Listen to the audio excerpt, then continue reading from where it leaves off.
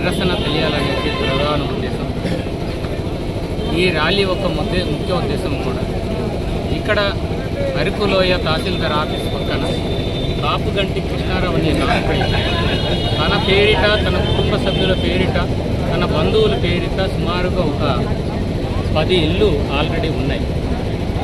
ఉంటుండగానే మళ్ళీ ఎంఆర్ఓ తహసీల్దార్ ఆఫీస్ పక్కన ఒక 40 సెంట్లు ప్రభుత్వానికి సంబంధించినటువంటి స్థలాన్ని ఆక్రమించేసి నిర్మాణం చేపడుతుంది. గత 10 రోజుల కిందటే ఇది ప్రభుత్వ భూమి కదా, ప్రభుత్వము మీరు కాపాడాలి, మరి తహసీల్దార్ ఆఫీసు ముందుగానే అక్రమంగా కట్టుకున్నప్పుడు మీరెందుకు చూస్తున్నారు అని చెప్పేసి అంటే వాళ్ళు ఒక డైరెక్షన్ ఇచ్చారు.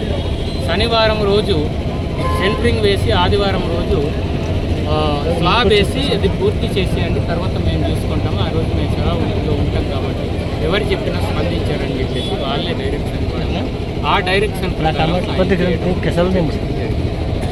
దాన్ని ఈరోజు మళ్ళీ కలెక్టర్ గారి నుంచి అందరికీ కూడా చెప్పడం జరిగింది. నేషనల్ ఎస్టీ కమిషన్ మెంబర్కి కూడా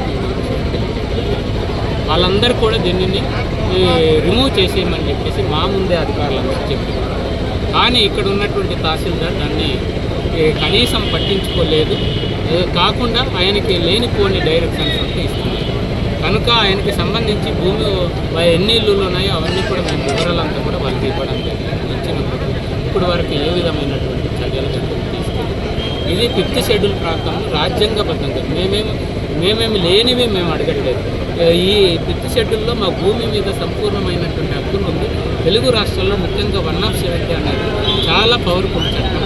ఈ ప్రాంతంలో భూములు non tribal to non tribal కూడా అమ్ముకునేటువంటి అలాంటి చట్టం ఉండగానే ఆ చట్టాలకు లోబడి పనిచేయాలని చెప్పేసి అంటే ఇక్కడ ఉన్నటువంటి తహసీల్దార్ కానీ ఈ రెవెన్యూ సిబ్బంది కానీ వీళ్ళందరూ కూడా నాన్ ట్రైబల్స్ దగ్గర వాళ్ళ దగ్గర దొంగ ఎల్పీసీల కోసం డబ్బులు తీసుకొని దొంగ ఎల్పీసీలు ఇస్తున్నారు.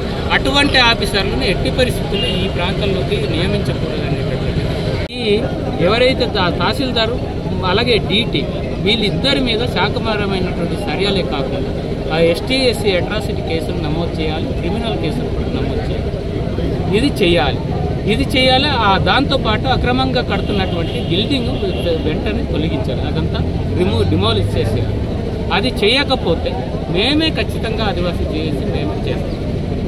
ఇది మేము పక్కగా చెప్తున్నాం. మేము పత్రిక ముఖంగా అందరి ముఖంగా మైకులో కూడా అందరికీ చెప్పాము. ఇదే విషయాన్ని మేము చెప్తున్నాం.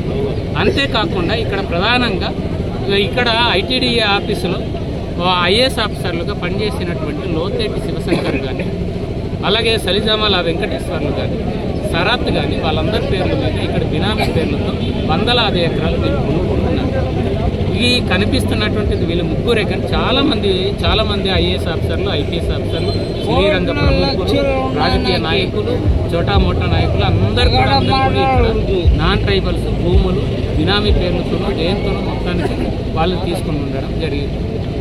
అది బయటకు తీయాలి. చట్టాన్ని రక్షించాల్సినటువంటి ఆఫీసర్లు ఇక్కడ ప్రత్యేకమైనటువంటి ఆఫీసర్ ఇక్కడ ఉండాల్సిన అవసరం లేదు. ఇక్కడ విశాఖపట్నం ఉమ్మడి విశాఖపట్నం జిల్లా ఉండేటప్పుడు విశాఖపట్నం జిల్లా కలెక్టర్గా ఉంటే పాడేరు ఐటీడీఏకి ఒక పీఓ అలాగే మరిన్ని వీడియోస్ కోసం ఛానల్ ని సబ్స్క్రైబ్ చేయండి. లేటెస్ట్ అప్డేట్స్ కోసం వాట్సాప్ ఛానల్ ని ఫాలో చేయండి. అండ్ లింక్ డిస్క్రిప్షన్ లో ఉంది.